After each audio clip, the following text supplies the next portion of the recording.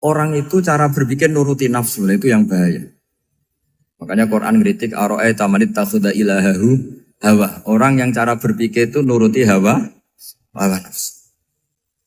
Kalau zaman Nabi, zaman sahabat, zaman ulama, itu enggak seperti itu. Sehingga cara berpikir itu mudah. Makanya kata Nabi, absyiru ya ma'sarul muslimin, kata. Kamu harus senang ya ma'sarul muslimin. Allah sekarang buka pintu langit yang sebelumnya enggak pernah dibuka. Dan Allah yubahi bikum malaikatah. Dan Allah membanggakan kamu kepada para malaikatnya. Kenapa? Umatnya Muhammad, umatnya Rasulullah Muhammad SAW, itu kalau sampean kepengen mati setiap saat itu baik, itu resepnya gampang kata Nabi. Addu faridotan wantadzoru ukhra. Jadi Allah memberitahu, ya Muhammad, umatmu ini luar biasa. Jadi misalnya tadi kita sholat subuh, ditanya, Bahak kamu sekarang ngapain? Nunggu sholat duhur ya. Setelah sholat duhur ditanya lagi nunggu apa asar. Sehingga faman kanat hijratuhu ila Allah wa rasulih fa hijratuhu ila Allah. Jadi kalau ya sudah ini tak ijazahkan. Kalau setelah sholat subuh nunggu apa? Duhur. Setelah duhur nunggu. Sehingga ketika kita mati itu statusnya penunggu sholat. Tapi kamu kan enggak miskin. Kenapa? Penunggu kaya. Ya itu enggak masuk surga itu. Penunggu kemapanan. Berarti kan menunggu sesuatu yang seleranya nafsu. Beda kalau penunggu sholat. Berarti kamu di dunia menunggu ritual ibadah. Maka di antara ijazahnya Nabi apa? Addu faridotan wantadzoru ukhra. Melakukan satu fardu. Kemudian kita menunggu tugas berikutnya. Jadi niati saja setelah subuh nunggu apa? Duhur. Setelah duhur, meskipun kita di perapatan, apa? Nunggu asar. Ya. Tapi ya asar betul, jangan nunggu tok pas asar enggak. Jadi sebetulnya umat ini gampang sekali. Jadi di antara kebanggaan Allah, yubahi itu Allah bangga dengan malaikatnya adalah umat ini adalah addu faridotan wantadzoru ukhra. Melakukan satu fardu, kemudian menunggu fardu yang lain.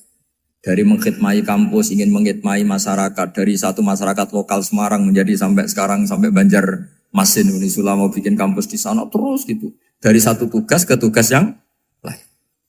Makanya Islam diajarkan setelah satu tugas selesai, faida faruh tafan sok. Jadi sehingga hidup kita itu dinamis. Dari satu kebaikan menunggu kebaikan lain, dari satu kebaikan menunggu. Sehingga hidup kita ngapain? Nunggu satu kebaikan. Ini sudah masuk faman kanat hijratuhu ila Allah wa rasulih, fa hijratuhu ila Allah wa rasulih. Sehingga bayangkan kalau kita direkam Allah. Gusti kula ampun mati nak dereng sugih. Wis melarat puluhan tahun, sakit, nunggu sesuatu sing sifatnya nafsu, kepengin sugih. Sugih tok aja cukup. Tahu buruh wong sing tahu ngenyek ndekne lho, itu kan urung-urung wis dendam. Saya belum mau mati sebelum kaya dan buruhkan orang yang pernah melecehkan saya. Wis ngono akhirnya mati urung sugih. Berarti wis fakir matine hasud. Mau itu ngenes dunia akhirat kan kira-kira seperti itu. Kamu santai aja kalau fakir berarti meringankan hisab karena ada banyak harta. Yang mau dihisab papanya enggak punya apa-apa. Jadi saya mohon sekali ya, Islam itu mengawal kebahagiaan. Sebab itu sampai bahagia itu menjadi perintah Islam, qul bi fadlillah wa bi rahmatihi fa bidzalika falyafrahu. Karena dengan bahagia bi taat diharapkan orang Islam itu tidak bahagia atau cari kesenangan lewat jalur maksiat. Sehingga ciri utama wali apa? Ala inna awliya Allahi la khaufun alaihim wa lahum yahzanun. Sehingga ulama dulu itu rileks-rileksnya. Termasuk yang saya ceritakan tadi, Imam Ahmad, Imam Syafi'i. Itu melihat apa saja rileks. Ya tadi kalau disenangi orang ya barokah, punya kawan kebaikan. Nak dineng ya barokah dineng di gedingi tonggo rada utang, ranjuk tulung gitu. Jadi rileks saja. Masyhur itu Imam Syafi'i ngendikan waman asaa ilaika faqat atlakoka. Orang yang berbuat buruk sama kamu, hakikatnya adalah membebaskan kamu. Atlako itu apa? Membebaskan. Enak gak jadi hidup gitu? Kalau kamu kan enggak, kok gedeng aku salahku apa? Malah kamu ujub tuh, orang kok gak tahu salahnya. Kamu jadi suami, istrinya ngomel, kurang apa saya sebagai suami? Ya kurang banyak, enggak ganteng, enggak kaya, enggak ini. Malah kalau diterangkan malah parah toh.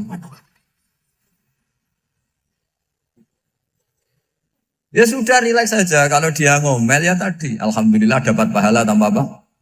Biaya. Terus ngomel kan butuh energi, paling yang tidak kuat 3 jam. Nanti juga berhenti apa? Terus ambil nilai positifnya, misalnya ngomel sama suaminya, bagus lah. Kalau ngomel sama tetangga malah kayak apa gitu aja udah. Jadi ulama dulu itu gampang sekali melihat melihat hidup.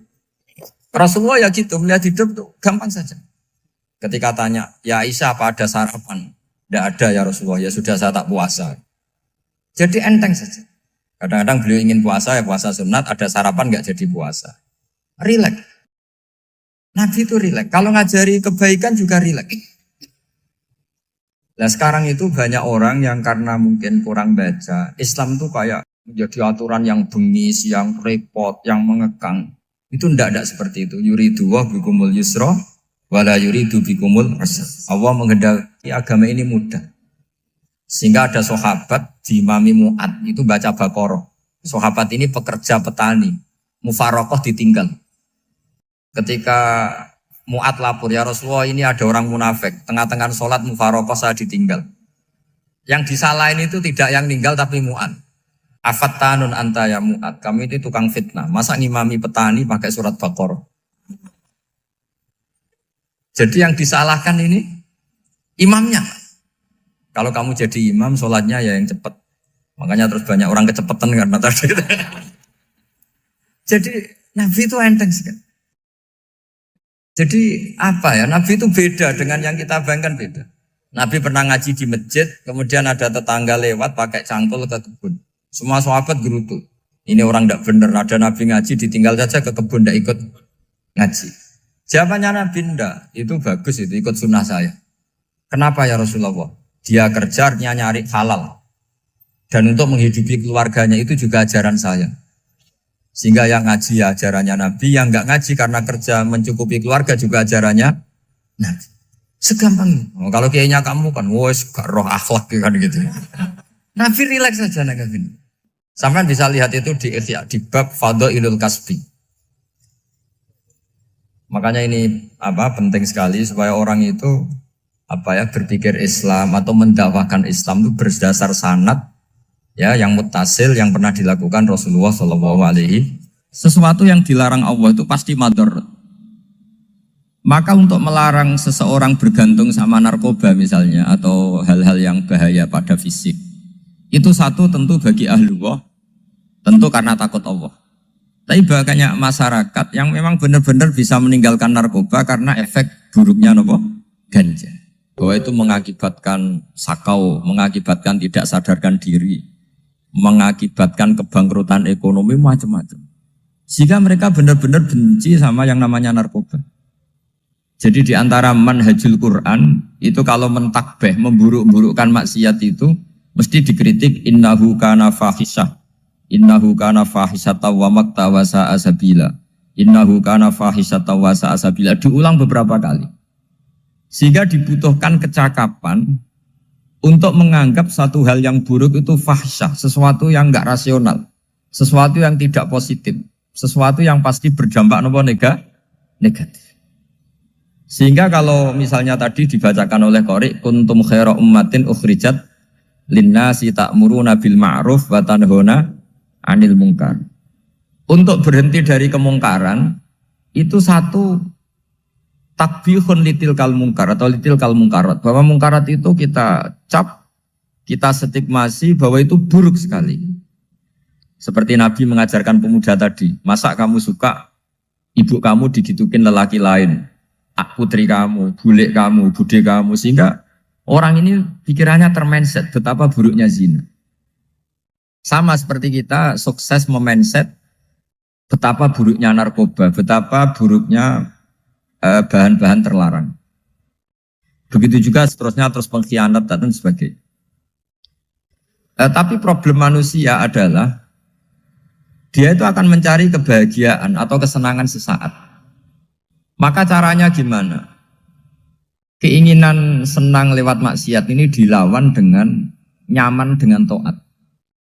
Saya ulang lagi, nyaman dengan taat.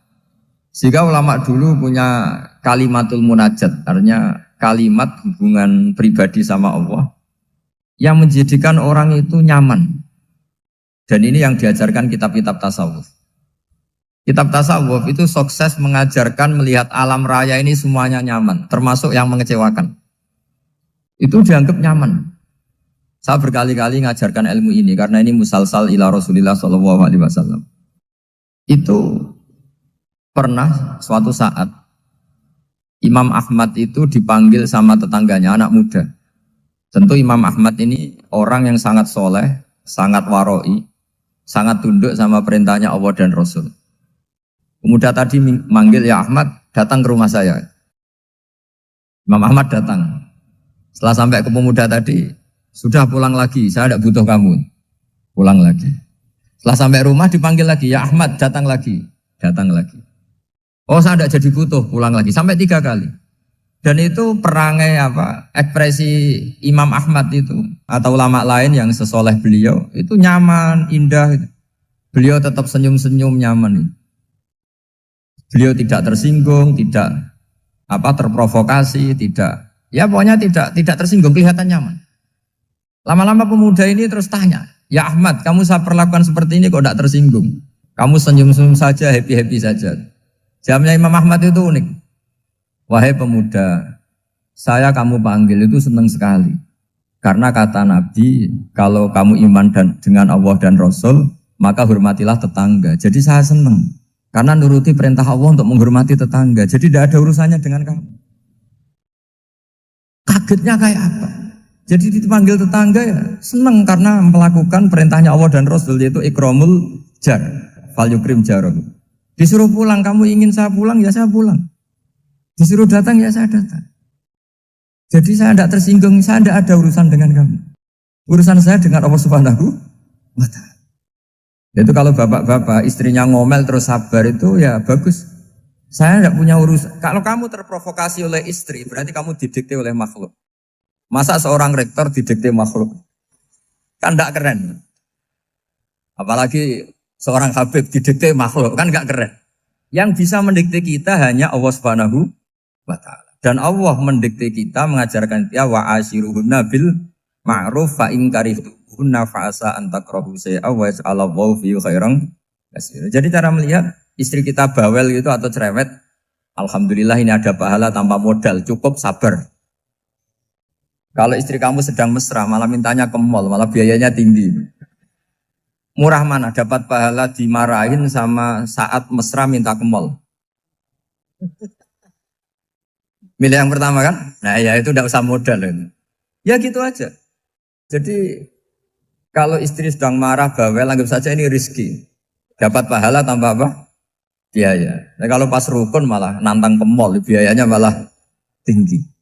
Jadi ulama dulu itu melihat dunia itu happy. Pernah Imam Syafi'i dikasih tahu, orang yang tadi nyium tangan kamu ya, itu di rumah menghujat Anda. Jadi dia sopan hanya di depan Anda, kalau di luar menghujat Anda. Jawabnya Imam Syafi'i lucu. Ya baguslah.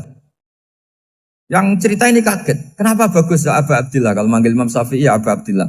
Ya berarti saya masih wibawa, di depan saya tidak berani katanya. Jadi dipandang enteng saja. Jadi kalau kamu di depan kamu istri kamu tidak berani belanja, tidak ada kamu belanja banyak, anggap saja Anda wibawa. Jadi enteng saja.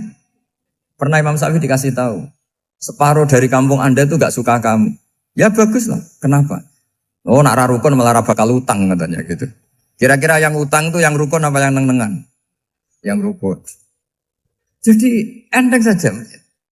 Masyhur itu makalahnya Imam Syafi'i. Waman asa'a ilaika faqat atlaqaka. Orang yang berbuat buruk sama kamu berarti membebaskan kamu. Kalau saya sedang nenengan sama Habib Hasan Toha Putra, beliau naik Alphard gak nawarin saya sah karena baru nenengan. Tapi kalau sedang rukun malah harus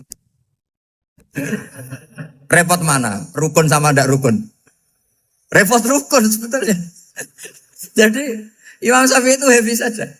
Kalau sedang rukun sama tetangga ya dianggap rukun itu satu kenikmatan. Sedang nggak rukun ya dianggap satu kenikmatan. Jadi orang dulu itu serilek itu melihat dunia. Kalau kita kan enggak, ego.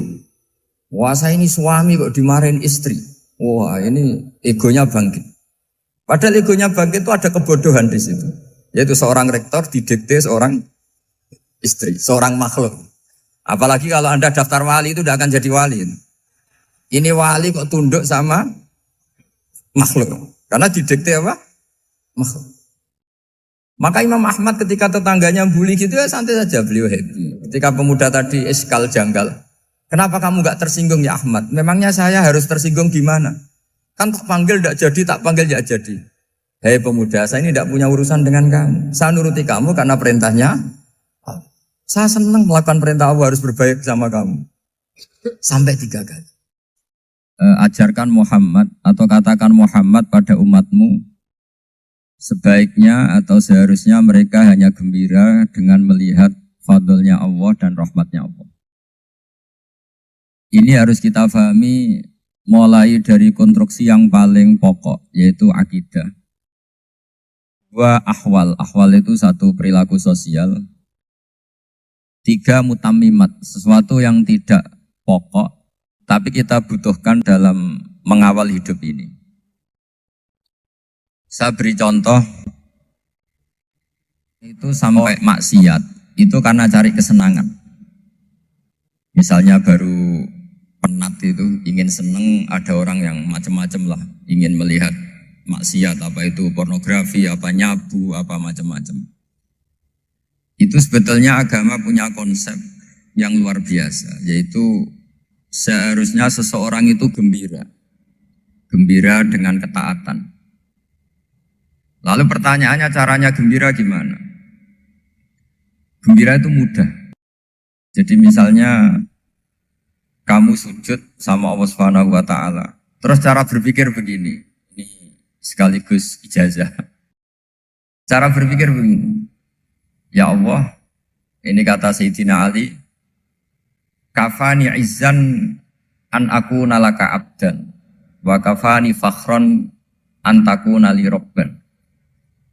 Ya Allah, betapa sialnya saya, andaikan saya jadi budak dari makhluk yang sama. Misalnya sampean itu seorang kiai atau rektor atau doktor atau orang terpelajar, kemudian kamu jadi budak atau hamba dari makhluk yang setara. Betapa hinanya saya.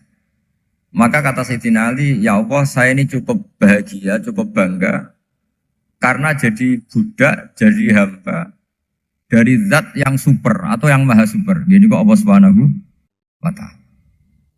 Sehingga ada kebahagiaan yang luar biasa karena menjadi hambanya Allah Subhanahu wa ta'ala. Setelah bangga dengan jadi hambanya Allah, maka kita akan malu. Malu misalnya kok saya bahagia itu nunggu melihat pornografi, melihat maksiat. Itu terus menjadi malu. Kenapa saya bisa didikte oleh hal-hal seremeh itu? Ya, kita malu karena didikte oleh hal-hal yang seremeh itu.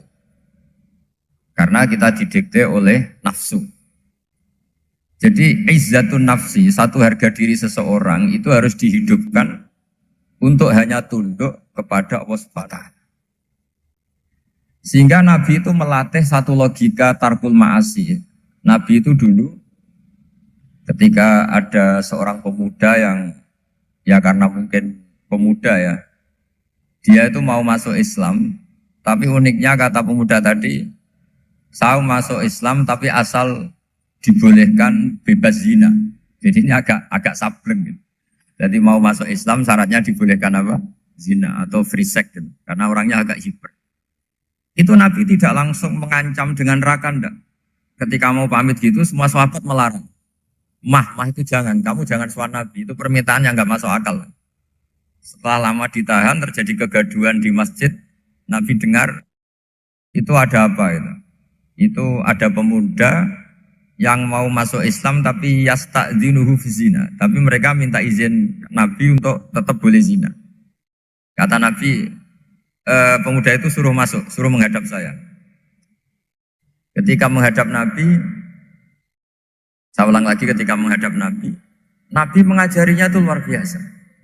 Nabi tidak langsung mengancam dengan neraka atau dengan azab tunda. Tapi kata Nabi, Atau hibbuhu li ummik. Kamu suka kalau ibu kamu itu jadi demenannya orang banyak. Oh enggak ya Nabi, yang demen ibu saya tak bacok kan. Karena ini ya agak preman, di mana-mana orang nakal agak preman. Terus atau hibbuhu li bintik. Kamu suka kalau putri kamu ya digitukan orang-orang. Oh ya enggak Nabi, yang gitukan putri saya tak bacok. Atau hibbuhu li kholatik. Kamu suka kalau bule kamu digitukan. Atau hibbuhu li ammatik. Kamu suka kalau saudara bapak kamu digitukan. Nabi itu mengeset ya. Cara sekarang itu otak mungkin. Nabi itu meluruskan otaknya anak muda itu. Betapa buruknya zina. Cara bahasa Arab ditakbih. Betapa buruknya zina. Kamu suka kalau korbannya ibu kamu, putri kamu, bude kamu, bule kamu. Sehingga orang itu matur ya hasbuka ya Rasulullah, ini sudah cukup. Saya tidak pernah melihat sesuatu seburuk zina. Jadi fa'al qawwa fi qalbihi bughdha zina. Kemudian Allah meletakkan di hatinya, menanamkan benci zina. Sehingga akhirnya pemuda tadi menjadi iffah, menjadi menghindari zina. Artinya begini ya, ini mungkin yang lolos dari para kita sebagai dai, kita tidak belajar banyak tarbiyahnya Rasulullah Shallallahu Alaihi Wasallam. Jadi kalau kita benci maksiat, itu jangan hanya ditakhdir, ditakutkan neraka itu enggak. Jangan hanya itu. Tapi di logika. Jadi kalau kita menghindari maksiat, itu selain karena takut azab, itu ada logika. Ada rangkaian pikiran yang menjadikan kita anti satu perbuatan apa maksiat. Jadi misalnya gini ya, kira-kira ginilah kalau contoh gampang itu. Ada orang gitu ya, nyanyi dengan pakaian yang mungkin pornografi gitu. Mungkin pemuda-pemuda ingin melihat itu, tapi bisa diobati gini. Kok enak dekne mergawe kok tak bayar ya, aku kehilangan duit. Meskipun dengan logika yang agak serampangan, yang penting menjadi kita ini punya harga diri untuk tidak tergantung hal-hal seperti itu. Sehingga Nabi itu cara menggambarkan tadi mulai atuhibbuhu li ummik, kalau ibu kamu jadi demenannya orang lain. Pemuda tadi bilang yang demen ibu saya mau saya bunuh. Ditambah lagi atuhibbuhu li bintik. Bagaimana kalau korbannya putri kamu, bule kamu, bude kamu. Sehingga terus si pemuda tadi betapa buruknya zina. Betapa murahnya zina. Akhirnya pemuda tadi al-qawwa fi qalbi bughdha zina. Terus kemudian pemuda tadi itu sangat membenci dengan apa? Berzina. Nah, pikiran-pikiran seperti ini harus kita tanamkan. Harus kita tanamkan supaya orang itu benci melakukan maksiat. Karena satu memang takut sukhtuwah, takut dibendu Allah atau dibenci Allah. Dua memang logika kita mengarahkan tidak maksiat. Saya beri contoh ya betapa pentingnya mindset ya, cara berpikir. Orang itu menjadi kikir itu karena nganggap hidup itu lama dan uang itu penting. Kalau zaman Nabi itu sederhana kalau melihat hidup. Pernah suatu saat Nabi itu punya jatah makan. Karena Nabi itu hidupnya juga pas-pasan. Jadi Nabi itu unik. Beliau di satu sisi kaya raya, bisa ngurmat Abu Hurairah, Ammar, Suhaib. Ashabu Sufa itu dirawat Nabi semua. Itu kan kaya, bisa merawat sekian orang. Tapi di sisi yang lain untuk pribadinya beliau miskin. Kadang nggak bisa makan hari itu. Tapi di saat yang sama bisa merawat Ahlus Sufa. Jadi keliru kalau orang hanya cerita Nabi itu miskin, untuk makan dirinya aja susah. Itu keliru. Kelirunya kalau tidak diteruskan, tapi Nabi mampu menghidupi Ahlus Sufa. Singkat cerita jatah makannya Nabi itu dikasihkan orang ketika Nabi tanya, ya Aisyah, makanan jatah saya di mana? Oh ya Rasulullah, tadi ada orang minta tak kasihkan, maka makanan itu habis. Apa kata Nabi? Kamu salah Aisyah. Yang kamu kasihkan itu justru yang masih. Ya yang kamu kasihkan itu justru yang masih. Sehingga Nabi menganggap, makanya Nabi terus ngendikan. Ya kalau mukhatabnya lelaki ya kira-kira begini. Wahallaka min malika illa ma akalta fa'afnaita walabista fa'ablaita. Terusannya watasaddaqta fa'abqaita kata Nabi. Harta kamu ya kamu makan kemudian ke WC jadi kotoran atau punya pakaian mewah nanti rusak. Watasaddaqta fa'abqaita. Ada yang kamu sedekahkan yaitu yang abadi sampai akhir. Sehingga banyak pengusaha yang mencintai saya setelah tak ajari hadis itu. Misalnya punya uang 1 miliar karena dia spekulan atau pedagang rawan bangkrut, disedekahkan ke masjid 50 juta, yaitu yang abadi. Jadi kalau suatu saat bangkrut, dia masih punya uang 50 juta di akhirat. Jadi Nabi itu mengajari sedekah itu apa? Ya sedekah itu pengabadian uang. Kalau kita kan enggak, bilang sedekah itu nguras uang. Itu pikirannya setan, dan pikirannya orang Islam. Itu cara berpikir setan, bukan cara berpikir umat apa? Sehingga Sayyid Ali Zainal Abidin itu kalau ada orang minta, kemudian beliau ngasih, itu beliau bilang gini, marhaban biman hamala zadi ilal akhirah. Matur nuwun nggih jenengan sing beto sangu kula nate. Jadi dianggap teller saja. Orang yang minta uang beliau itu dianggap tukang nyatet bank ini. Karena sudah ditabungkan. Ya sudah. Kalau kita kan enggak, wah pengemis tuh ganggu gini-gini. Kecuali pengemis profesi ya mungkin kita agak-agak enak. Mari zaman akhir tuh ada pengemis apa? Profesi. Jadi repot teman. Terus tak beri contoh lagi kebahagiaan ketika kita milih Islam moderat. Islam kita diajarkan guru-guru kita, utamanya oleh guru kita Mbah Maimun. Saya juga sering ketemu beberapa ulama dunia, termasuk Habib Umar. Saya juga ikut sowan ke sini pas beliau sama Habib ini Hasan Toha Putra di sini sama orang-orang moderat itu cara berpikir juga luar biasa indah. Beliau pernah cerita ya beberapa ulama lah, banyak yang cerita itu. Saya pernah diceritani seorang alim ketika ada orang ekstremis itu mau ngebom di tempat maksiat. Kebetulan yang maksiat itu kebanyakan ya orang Islam. Karena di negara yang mayoritas Islam. Ditanya sama Syekh Sa'rawi. Syekh Sa'rawi itu mufassir top di mana? Mesir. Ini mau tak habisin karena mereka orang Islam kok maksiat terus. Terus ditanya sama Imam Sa'rawi. Laumatu ala khini ma'asihim aina masiruhum. Kalau mereka mati dalam keadaan maksiat, mereka kemana?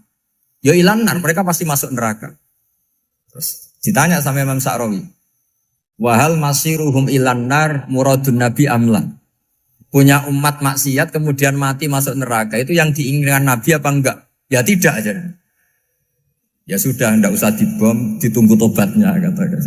Karena kalau mati dalam keadaan itu ke neraka dan itu tidak yang diinginkan Rasulullah Sallallahu Alaihi Wasallam. Terus ekstremis ini menjadi tobat, tidak berpikir ekstremis Mas. Jadi orang itu harus berpikir mindset yang baik. Meskipun kadang berpikir baik itu ya agak-agak kacau. Ada seorang wali majdub itu kalau berdoa agak kacau, tapi nggak bisa dibantah. Masyhur itu doa itu. Ini sekaligus ijazah, tapi kalau sebelum wali nggak boleh. Itu datang ke makamnya Rasulullah SAW. Terus doanya itu begini. Ya Allah, sekarang terserah engkau. Ya Allah, sekarang terserah engkau. Jika saya kamu jadikan orang soleh, jika saya engkau jadikan orang soleh, maka surra habibuk, maka kekasihmu ini senang. Yang susah musuhmu yaitu setan. Tapi kalau engkau menjadikan saya orang fasik, maka yang susah kekasihmu, yang senang musuhmu. Jangan punya dua pilihan itu. Wah itu kan doa tapi kayak teror itu. Ya jadi berdoa di Raudhah. Wah itu pasti mandi itu karena agak-agak maksa Tuhan itu. Ya Allah, engkau punya dua pilihan. Jika saya jadi orang soleh, maka kekasihmu ini senang. Musuhmu yang susah yaitu setan. Tapi jika saya jadi orang fasik, maka musuhmu yang senang, kekasihmu yang susah. Mohon terserah jenengan, mau menyenangkan kekasihmu, apa menyenangkan musuhmu gitu. Kira-kira gimana? Kalau tertarik boleh doa itu dipraktekkan. Tapi kayaknya kalau copy paste itu gak keren, apa? Jadi dulu orang itu muamalah sama Allah dan Rasul itu rileks. Rileks itu nyaman karena ya tadi kul bi fadlillah wa bi rahmati fa bidzalika falyafrah. Sehingga Imam Izzuddin bin Abdissalam itu ngendikan innalladzina yarmunal muhsanatil ghafilat. Di antara kebaikannya ibu-ibu atau mbak-mbak ini harus berstatus ghafilat. Perempuan-perempuan pelupa. Ghafilat itu pelupa. Pelupa dari kenikmatan maksiat sehingga mereka dengan taat. Misalnya ada ibu-ibu atau mbak-mbak atau juga bapak-bapak tahajud, kemudian nyaman dengan tahajud itu. Kira-kira terbersit enggak ingin maksiat? Enggak kan, karena sudah nyaman dengan tahajud, dengan taat. Maka dibutuhkan kenyamanan dalam beribadah. Sebab itu ala bidzikrillahi tatmainnul qulub. Makanya saya termasuk kiai yang setiap ngaji itu happy, seneng. Karena ini untuk kampanye, seneng dengan ngaji, dengan taat itu sudah luar biasa. Kayak apa kalau mereka senengnya kalau nunggu melakukan maksiat. Jadi termasuk bentuk perlawanan kita terhadap maksiat adalah usahakan kamu tuh bahagia, seneng dengan taat. Istiqnas billah, mu'anasah billah, farah billah, itmi'nan tumaknina billah. Sehingga ini mencukupkan kita tidak berkebutuhan maksiat. Meskipun kita ya manusia, pasti suatu saat atau sudah pernah maksiat. Serasa diceritakan lah, itu mesti gitu. Lah orang-orang dulu itu orang yang sukses mengelola bahagia ma'allah wa billah walillah. Jika wali-wali dulu itu jadi wali itu tidak mesti karena ibadahnya banyak, itu enggak. Mereka orang yang ibadahnya itu biasa. Biasa-biasa sekali. Ulama-ulama dulu ibadahnya biasa sekali. Tapi qulubuhum ma'allah, hatinya itu ma'allah. Itu ada seorang wali itu jadi wali, Umar bin Abdul Aziz yang dikenal khamisul khulafa. Khamisul khulafa. Di luar khulafa ar-rasyidin 4, di antara yang soleh adalah siapa? Umar bin Abdul Aziz. Itu ketika mau meninggal, itu senangnya bukan main. Itu semuanya nangis, beliau senang. Terus tanya, kenapa kamu senang? Memangnya saya kalau mati itu kemana aja? Ila khairi madhubin ilah, ke zat terbaik. Dibang urip mbek kowe bulet atau mbek arhamur rahimin kan. Yaitu Allah Subhanahu. Jalaluddin Ar-Rumi ketika mau meninggal itu muridnya nangis semua, beliau marah. Kamu harusnya pesta karena saya mau ketemu kekasih saya, malah kamu tangisi, goblok sekali kamu katanya. Jadi orang-orang dulu itu luar biasa. Karena tadi mereka tidak ingin ketemu Allah itu dianggap problem. Harus sesuatu yang membahagiakan. Makanya wali-wali itu kalau berdoa begini. Wa khairu ayyami yauman alqa kafih, dan jadikan hari terbaikku adalah hari ketika saya ketemu engkau ya Allah. Pernah dengar doa itu? Wa khairu ayyami yauman alqa kafih, dan hari terbaikku adalah hari saat ketemu engkau. Aman kan enggak? Sampai mati ku wedi. Saya tidak tahu wedi dosa apa wedi Israel apa wedi malaikat siapa? Mungkar nakir. Sebenarnya tidak perlu seperti itu. Karena cara pandang Nabi itu ini bisa dipraktekkan. Kalau kamu orang baik, mati artinya apa? Ya baik. Karena husnul khotimah. Kalau kamu orang yang buruk, itu kata Nabi, anggap saja mati itu akhir dari keburukan kamu. Nah, aku urip terus, malah maksiat terus. Maka Nabi itu kalau ngajari kita berdoa gini, Allah maj'alil hayata ziyadatan li fi kulli khairin wal mauta rohatan li min kulli syarri. Ya Allah, kalau saya hidup, ya anggap saja ziyadah fi kulli khairin, berpotensi nambahi kebaikan. Kalau saya mati, anggap saja ini akhir dari segala keburukan. Maka saya berkali-kali, banyak tradisi ulama-ulama NU, ulama-ulama pesantren, ya ada hanya NU, pokoknya ulama-ulama alim. Itu kalau ada orang mati, orang nakal gitu mati, ini saya gitu. Itu hadirin mesti gak terima. Wapi enang itu orang nakal. Tapi dipaksa sama kiainya, saya gitu. Lama-lama dipaksa. Saya gitu. Padahal yang hatinya kiai, wis ra iso maksiat meneh, wis saya gitu. Karena dengan mati berarti saya sudah tidak bisa maksiat lagi. Jadi Nabi melihat hidup dan mati itu segampang itu. Kalau al-hayata ziyadatan li fi kulli khairin wal mauta rohatan li min kulli syarr. Coba kita ke depan itu kan ada potensi zina, potensi korupsi, potensi maksiat. Yang bisa menghentikan potensi itu apa coba? Mati ya, udah pinter ya. Sudah maju berani mati. Berani. Tapi jangan di sini ngel-ngelo panitia. Artinya yang selama ini kita risau dengan kematian, dengan apa? Nabi ngajari kita tadi. Allah maj'alil hayata ziyadatan li fi kulli khairin wal mauta rohatan li min kulli syarr. Ya Allah, jadikan hidup ini sebagai bekal menambah kebaikan, dan suatu saat kalau saya mati, semoga itu akhir dari segala keburukan. Jadi artinya Nabi itu ngajari kita itu positif terus. Sama seperti ulamanya tadi. Nak lagi rukun mbek tonggo ya sanggep ae kanca keapian. Nak nenengan ben ra utang ngoten. Dadi pokoknya penak terus itu loh. Nak bojo lagi ngamuk alhamdulillah gak ngajak blonjo. Nak pas rukun ya alhamdulillah kok lagi rukun. Jadi gampang semua. Makanya ada seorang alim itu ngendikan begini, ada yang tanya. Saya tuh dulu ketika kaya, teman saya sering main ke saya. Setelah saya miskin gak ada teman-teman yang ke saya. Dikira si Habib ini kebetulan orangnya Habib itu mendukung keluhan dia. Ternyata enggak.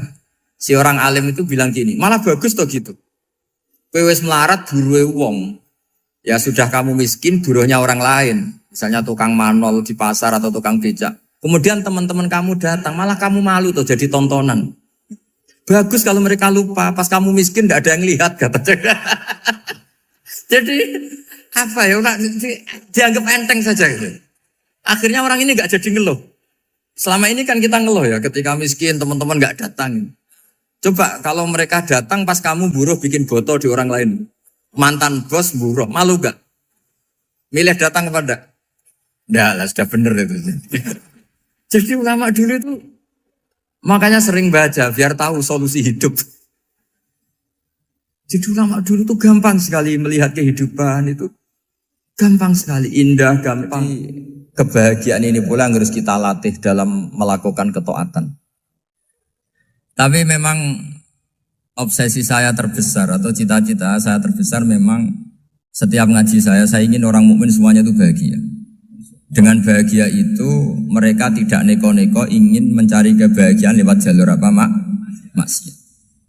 Sehingga dalam konstitusi ulama yang ditulis di kitab-kitab usul fikih, dan itu kitab yang saya kaji, selalu saya kaji, itu membela-bela sesuatu yang mubah itu sampai luar biasa. Karena melihat mubah itu, misalnya Anda tidur itu berstatus mubah. Anda bermain catur berstatus mubah. Anda rileks sama teman jagongan semalam dengan teman rektor atau dosen atau yayasan itu melihatnya bukan mubah tapi tarkul maksiyah. Misalnya saya semalaman asik musamarah itu jagongan malam sama Habib Toha Al-Munawwar. Itu awang hitungnya bukan, wah ini jagongan ngalor ngidul tidak penting tuh enggak. Malam itu bahak tidak ke dugem, tidak ke tempat maksiat. Sehingga ada ulama yang mengatakan mubah itu enggak ada. Saya ulang lagi, mubah itu enggak ada. Kan umumnya ulama bagikan wajib, ya kan, haram itu. Terus diantaranya mubah, sunat, makruh. Ada ulama yang mengatakan mubah itu enggak ada. Kenapa? Logikanya begini, itsma min mubahin illa wa yatahaqqaqu bihi tarku haramimma. Karena tidak ada mubah yang Anda lakukan kecuali saat itu pasti ditinggalkannya sebuah keharaman. Misalnya Anda sedang jagungan sama istri di luar, di rumah, asik di rumah semalaman. Mungkin bahas hal-hal yang ringan. Mungkin melihat sinetron atau apa yang ringan. Tapi di situ terjadi Anda meninggalkan ke tempat-tempat maksiat. Sekarang ninggal maksiat itu wajib apa mubah? Wajib. Padahal Anda sedang melakukanmu. Nah itu dicatat oleh Allah itu tarkul haram, meninggalkan keharam. Jika masyhur dalam cerita wali-wali itu, Abu Yazid yang seperti itu ibadahnya pernah tanya, ya Allah lalu yang makomnya orang seperti saya siapa? Karena beliau semalaman ibadah terus. Sama Allah dijawab, ya yang tidur di pinggir kamu itu. Abu Yazid, loh kok bisa ya Allah? Dia kan tidur terus. Ya kan dia tidur berarti meninggalkan keharaman. Ngomong sing potongan tukang maksiat itu apik turu apik melek kira-kira. Apik turu. Timbang sama nak melek pola wis turu ae kira-kira gitu. Jadi enggak usah dipaksa tahajud, dipaksa qiyamul lail itu. Iya kalau qiyamul lail. Kalau dapat informasi, ke sini ikut saya terus katut kan repot. Jadi perlawanan terhadap maksiat itu sebetulnya gampang dalam Islam karena tadi nggak ada sesuatu yang mubah kecuali saat dilakukan berakibat meninggalkan keharaman. Mudah sekali. Jika banyak orang jadi wali itu karena melakukan mubah. Itu ada orang jadi wali itu karena sering makan. Ya makan-makan biasa itu. Karena ketika makan ya Allah betapa doifnya saya. Katanya saya presiden, katanya saya rektor, saya kiai. Ternyata kalau nggak makan tuh lemes. Apa hebatnya makhluk yang bergantung makhluk yang lain, yaitu makanan. Nah karena seperti itu terus dia al-laja ilallah, terus dia sungkeman ning Allah. Betapa lemahnya saya. Sebab itu ketika Quran mengkritik dan dengan tanda kutip kemungkinan Tuhannya Isa bin Maryam, itu ngeritiknya sederhana Quran itu. Mal masih ibnu Maryam illar rasul qad khalas min qablihir rusul wa ummuhu siddiqah kana yaqulanit ta'am. Isa itu tidak Tuhan, wong dia makan. Kamu kebayang enggak misalnya punya Tuhan, wah tadi Tuhan mampir ke rumah saya, dia lemes. Setelah tak kasih makan sehat lagi gitu. Itu kan enggak kebayang. Tapi Tuhan marung di rumah saya, lemes tak gratisin, kayaknya enggak punya uang gitu. Setelah makan wah gairah lagi. Kebayang enggak punya Tuhan seperti itu. Sehingga Quran kalau gojlok sederhana, karena yakulanit to'am. Sehingga wali-wali itu kalau makan itu sadar lemahnya dirinya, betapa dirinya tergantung makanan. Sesuatu yang tergantung itu artinya tidak hebat, tidak Tuhan. Jadi untuk menjadi wali, untuk menjadi dapat ridhonya Allah itu sebenarnya sederhana. Termasuk ada cara jadi wali yang agak kacau, tapi ini ya benar, asal niatnya benar. Misalnya Unisula besar, ya kurang besar lagi. Kita sudah punya uang, kurang banyak uang lagi. Itu Nabi Ayub, itu kan seorang nabi. Pernah diuji, oh ini ada di Sahih Bukhari. Nanti kamu tanya, hadisnya Sahih enggak? Ini ada di Sahih Bukhari. Kadang orang kota itu aneh. Enggak ahli hadis tapi tanya, Sahih enggak? Padahal andai kan dibodohi Sahih, ya ngandel saja. Jadi kadang ya aneh. Oh enggak tahu kok tanya. Itu Nabi Ayub itu sudah kaya, pas itu sudah kaya. Bukan cerita yang masih miskin, memang sudah kaya. Beliau di kamar dihinggapin satu belalang dari emas. Setelah belalang itu dikejar, ternyata yang jenis itu banyak, semuanya dari emas. Ngambil sana sini, ini yang kesak ini dipenuhin, saku ini dipenuhin, sampai banyak. Sama Allah digojlok, kamu itu Nabi saya, kenapa kamu mengumpulkan harta sebanyak itu? Kamu itu Nabi saya kok rakus? Jawabannya Nabi, ya Allah, siapa yang bisa kenyang dari rahmatmu? Gitu. Ya, jadi kalau kamu punya uang 1 miliar, kok ingin 1 miliar 100, ingin 1 miliar 200, itu cara ngitung bukan uang. Ya Allah, siapa yang bisa kenyang dari rahmatmu? Karena rahmat Allah tidak terbatas, sudah Gusti tenang saja. Meskipun saya gini, rahmat Anda tidak akan habis. Sehingga waroi ada ilmunya, tomak juga ada ilmunya. Termasuk rakus itu juga ada ilmunya. Misalnya begini, ini contoh rakus yang ada ilmunya begini. Ini saya beri contoh. Mungkin yang boleh niru orang-orang soleh, kalau nggak soleh jangan. Imam Syafi'i ini cerita nyata. Imam Syafi'i itu dulu ketika ngaji masih muda itu nggak suka sama guru yang kaya. Kebetulan dia punya guru miskin terus. Namanya Sufyan As-Tsauri, itu miskinnya Masya Allah. Sufyan bin Uyainah juga miskin. Jadi dia miskin, punya guru miskin terus. Sehingga idolanya ya sama guru-guru yang miskin. Suatu saat guru-guru ini menyarankan dia ngaji Imam Malik. Imam Malik itu kaya raya. Itu babutnya Imam Malik, kalau diinjak, itu mata kakinya tidak kelihatan, saking halusnya. Kalah, Indonesia lah kalah. Imam Malik itu gaya.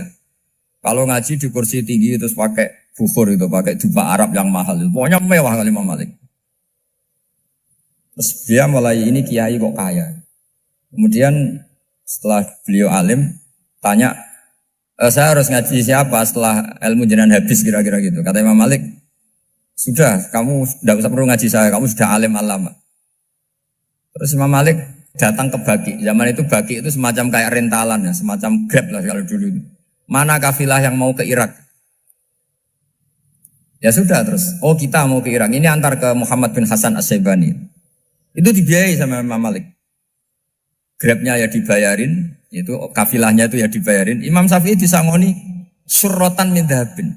Jadi satu kepes uang dikasihkan. Itu pernah tak hitung semurah-murahnya itu sekitar 60 juta. Imam Syafi'i mulai mikir, kiai yang saya kritik lomo, sing kiai miskin tak puji, gak pernah ngamal kan, tentu orang miskin. Setelah datang ke Muhammad bin Hasan As-Syaibani, beliau itu pakar usul fikih, muridnya Abu Hanifah. Beliau al-usuli, pakar usul fikih. Itu Muhammad bin Hasan As-Syaibani itu kalau ngitung emas, itu di ruang tamu. Uangnya miliaran, emasnya banyak. Dari kota ini dipindah ke kota ini. Mas, kalau ngitung di ruang tamu. Bukan di kamar, di ruang tamu. Imam Syafi'i tambah kaget. Imam Malik kayak gitu sudah saya soal, malah ini kaya raya. Setelah Imam Syafi'i kelihatan kaget, digojlok sama Muhammad bin Hasan Asyibani karena beliau senior. Atakjabu min hadza, kamu aneh melihat ini? Iya. Kenapa? Ulama kok kaya raya. Terus kata Muhammad bin Hasan, ya sudah, uang ini tak kasihkan orang-orang fasik, binti gue demenan, gue nyabu, gue macam-macam. Oh jangan, nanti dipakai maksiat. Pun jenengan mawon sing sugih. Semenjak itu Imam Syafi'i rubah mindset. Jadi kalau kampus ini ingin akreditasi A, ingin mulia, ingin apa? Kamu ridho kalau yang punya prestasi seperti itu adalah orang-orang fasik. Ridho enggak? Enggak kan? Maka didoakan ini. Nah itu namanya berpikir secara usuli. Kamu jangan hanya nuruti karena berpikir waroi terus kamu benci kekayaan. Tidak bisa seperti itu. Karena pangkat dan kekayaan ketika dikelola secara kesolehan maka akan menjadi energi positif yang luar biasa. Semenjak itu Muhammad bin Hasan Asyibani berhasil mendidik Imam Syafi'i. Sampai akhirnya keterusan Imam Syafi'i berpendapat kalau orang Islam bisa bikin rumah tingkat kok punya rumah reot itu haram. Akhirnya keterusan. Kalau bisa jadi bupati kok jadi ketua RT juga haram. Karena al-Islam ya'lu wala yu'la alaih. Islam itu luhur bukan bisa diluhurin. Sehingga rata-rata orang Syafi'iyah termasuk kiai-kiai Indonesia itu rata-rata ya agak-agak politikus. Ya agak-agak kedonyan, mungkin sebagian kedonyan tenan gitu. Karena gak ridho gitu loh. Kalau kesempatan itu dikuasai orang fasik kemudian menjadi kekuatan maksi. Coba kalau bupati itu orang yang fasik. Kemudian programnya supaya rakyat seneng semalaman dangdutan yang purno misalnya. Supaya rakyat seneng dibolehkan dugem, dibolehkan judi. Tapi kalau yang jabat orang soleh kan ada beberapa perda yang menolak penyakit apa? Masyarakat. Jadi kamu jangan melihat bahwa kepangkatan ini hanya sebagai alat korupsi, alat otoriter, enggak. Asal kena orang soleh, maka ini menjadi energi kesolehan atau energi positif. Sebab itu ketika Allah muji para nabi yang soleh, diantaranya disifati apa?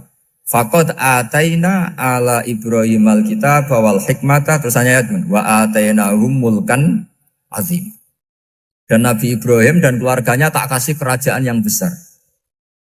Nah sekarang masih banyak orang yang cara pandang ngapain bikin unisula yang megah, ngapain berambisi punya akreditasi A dan sebagainya.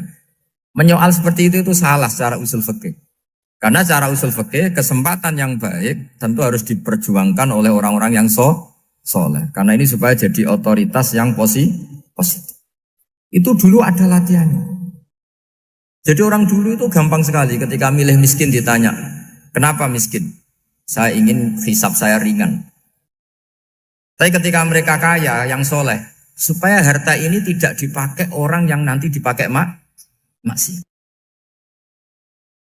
Kita misalnya orang soleh mau pangkat, karena kita ada ridho, kepangkatan itu dipegang orang maksiat, kemudian menjadi energi maksiat. Begitu juga seterusnya.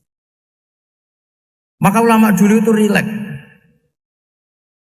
Sampai Nawawi Al-Bantani itu nanti bisa dicek di tafsir. Qul hal yastawil ladzina ya'lamuna wal ladzina la ya'lamun. Beliau muji-muji ulama.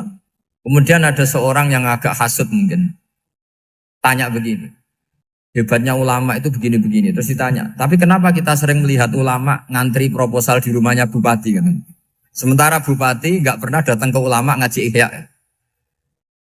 Jawabannya Imam Nawawi itu unik. Ya karena ulama itu tahu gunanya uang, sehingga nyari uang untuk pondok, untuk masjid. Sementara bupatinya tidak tahu gunanya ilmu, maka tidak pernah ngaji. Jadi ya ringan saja. Jadi ya sudah seperti itu. Jadi kalau ada ulama kedonyan, anggap saja karena tahu gunanya uang. Jadi kenapa ulama ngantri di kabupaten, bukan bupati ngantri di ulama? Jawabannya, karena ulama tahu gunanya uang. Sementara bupatinya nggak tahu gunanya ilmu. Kira-kira gitu lah. Ada ustadz tidak ganteng, kesensem rondo cantik, karena tahu gunanya ustadz itu. Artinya tahu gunanya kalau saya nikah nanti punya anak jadi gus, kan dia kiai gitu. Tapi rondone raro gunane dia karena miskin gitu. Jadi ulama dulu itu rileks. Rileks menafsirkan apa saja itu rileks, termasuk saat terpojok. Itu rileks. Karena semuanya dianalisis pakai ilmu. Sehingga ciri utama wali itu apa? Ala inna awliya Allahi la khaufun alaihim walahum yahzanun. Enggak ada rasa takut, enggak ada rasa gampang. Karena melihat sesuatu itu gampang saja. Saya ulang lagi, melihat sesuatu itu gampang saja, ringan. Oke, semoga barokah. Assalamualaikum warahmatullahi wabarakatuh.